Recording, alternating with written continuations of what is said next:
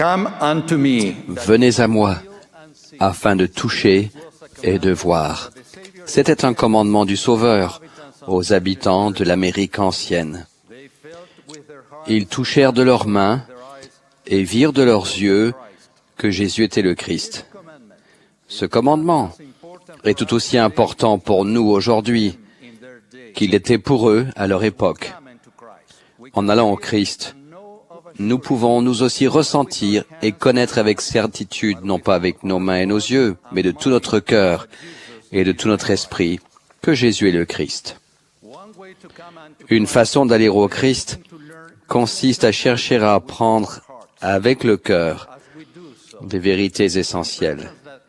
Lorsque nous le ferons, des impressions venant de Dieu nous donneront une connaissance que nous ne pourrions obtenir autrement.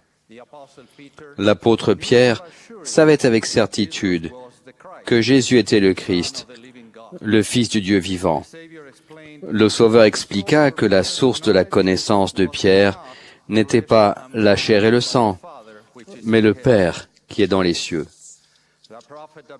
Le prophète Abinadi expliqua le rôle des sentiments dans notre cœur qui viennent de Dieu.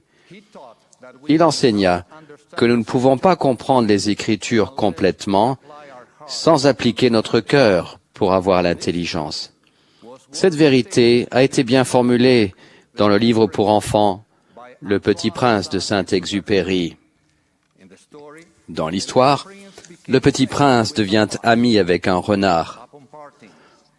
Au moment où ils se séparent, le renard confie un secret au Petit Prince. Il dit, « Voici mon secret. On ne voit bien qu'avec le cœur. L'essentiel est invisible pour les yeux. » Thomas Coelho, un frère de 88 ans, est un bon exemple d'une personne qui a vu les choses essentielles avec son cœur. C'était un membre fidèle de notre grand conseil à Paysandú, en Uruguay. Avant de se joindre à l'Église, il avait eu un accident de moto. Tandis qu'il était couché par terre, incapable de se relever, 2 de nos missionnaires l'ont aidé à se relever et à rentrer chez lui. Il a dit qu'il avait ressenti quelque chose de spécial lorsque les missionnaires étaient venus à son secours. Plus tard, il a ressenti à nouveau quelque chose de fort lorsque les missionnaires lui ont enseigné l'Évangile.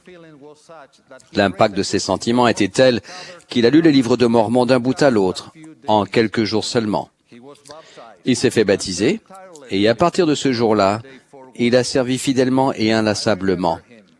Je me rappelle qu'il sillonnait les rues de notre ville sur sa moto, même pendant les hivers froids et pluvieux, pour ramener les gens à l'église, afin qu'ils puissent voir, ressentir et savoir avec certitude, tout comme lui. Aujourd'hui, entourés de tant d'informations, nous pourrions penser que le fait de naviguer sur des millions de pages Internet nous donnera tout ce que nous avons besoin de savoir. Nous pouvons trouver de bonnes et de mauvaises informations sur l'Internet, mais l'information seule ne suffit pas. Dieu nous a donné une autre source de connaissance supérieure, la connaissance venant des cieux. Notre Père céleste peut nous donner cette connaissance lorsque nous naviguons sur l'Internet céleste, dans notre cœur et notre esprit. Joseph Smith, le prophète, a déclaré qu'il avait le plus vieux livre dans le cœur, le don du Saint-Esprit. Nous accédons à cette source céleste lorsque nous lisons les Écritures, écoutons le prophète vivant et prions. Il est aussi important de prendre du temps pour être calme et pour ressentir les inspirations célestes. Lorsque nous le faisons, nous ressentons et voyons des choses qui ne peuvent s'apprendre au moyen de la technologie moderne. Une fois que nous aurons de l'expérience dans la navigation de l'Internet céleste, nous discernerons la vérité, même lorsque nous lirons des récits historiques, profanes ou sur d'autres sujets.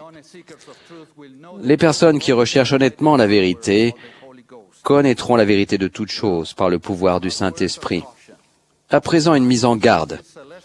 L'accès à cet Internet céleste est bloqué par l'iniquité et l'oubli du Seigneur. Néphi a dit à ses frères qu'ils ne pouvaient pas sentir ses paroles parce qu'ils étaient prompts à commettre l'iniquité et lents à se souvenir du Seigneur. L'iniquité entrave notre capacité de voir, de ressentir et d'aimer les autres. Lorsque nous sommes prompts à nous souvenir du Seigneur, en priant de toute l'énergie de notre cœur et en nous rappelant nos expériences spirituelles, notre capacité de voir et de ressentir les choses du Christ augmente. Maintenant, je vous demande, vous souvenez-vous de la paix que vous avez ressentie lorsqu'après beaucoup de tribulations, vous avez imploré l'aide du Seigneur en une prière fervente? Vous souvenez-vous avoir déjà modifié votre liste de choses à faire pour suivre une inspiration dans votre cœur? Les grands hommes du livre de Mormon ont favorisé l'accès à une connaissance supérieure en évoquant leurs expériences spirituelles importantes. Alma a par exemple fortifié ses enfants en leur rappelant l'histoire de sa conversion. Et Laman a enseigné à Néphi et à Léhi qu'ils devaient se souvenir que c'est sur le roc du Christ qu'ils devaient bâtir leur fondation, afin que le diable n'ait aucun pouvoir sur eux. Nous devons faire de même. Le souvenir de Dieu nous aide à ressentir et à vivre. Cela donne un sens plus profond aux paroles du roi Benjamin qui dit « Et maintenant, ô homme, souviens-toi et ne péris pas. » L'un des souvenirs les plus sacrés que je chéris est le sentiment que j'ai eu lorsque j'ai su que le livre de Mormon était la parole de Dieu. J'ai appris que nous pouvons ressentir une joie que les mots ne peuvent décrire. Ce jour-là, agenouillé, j'ai ressenti et su avec certitude des choses que je n'aurais pas pu apprendre autrement. Je serai à jamais reconnaissant de ce souvenir qui me fortifie dans les moments difficiles. Ceux qui reçoivent la connaissance, non par la chair et le sang, mais par notre Père céleste, savent avec certitude que Jésus est le Christ et que c'est son Église. Cette connaissance même nous donne la force d'opérer les changements nécessaires pour aller au Christ. Pour cette raison, nous invitons chaque âme maintenant à se faire baptiser, à se repentir et à se tourner vers lui. En allant au Christ, chaque âme peut voir, sentir et savoir avec certitude que le Christ a souffert pendant le sacrifice expiatoire pour nos péchés, afin que nous puissions avoir la vie éternelle. Si nous nous repentons, nous ne souffrirons pas inutilement. Grâce à lui, les âmes blessées peuvent être guéries et les cœurs brisés peuvent être réparés. Il n'existe pas de fardeau qu'il ne puisse soulager ou supprimer. Il connaît nos infirmités et nos maladies. Je vous promets et vous témoigne que lorsque toutes les portes sembleront fermées, lorsque tout le reste semblera échouer, il ne vous abandonnera pas. Le Christ vous aidera.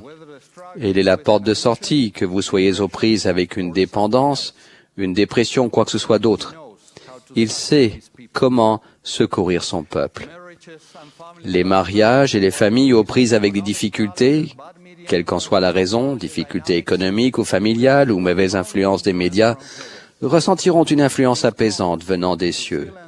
Il est réconfortant de sentir et de voir que le Christ est ressuscité des morts avec la guérison sous ses ailes, que grâce à lui nous nous retrouverons et embrasserons à nouveau ceux de nos êtres chers qui sont décédés. Notre conversion au Christ est véritablement récompensée par notre guérison. Je sais avec certitude que tout cela est vrai.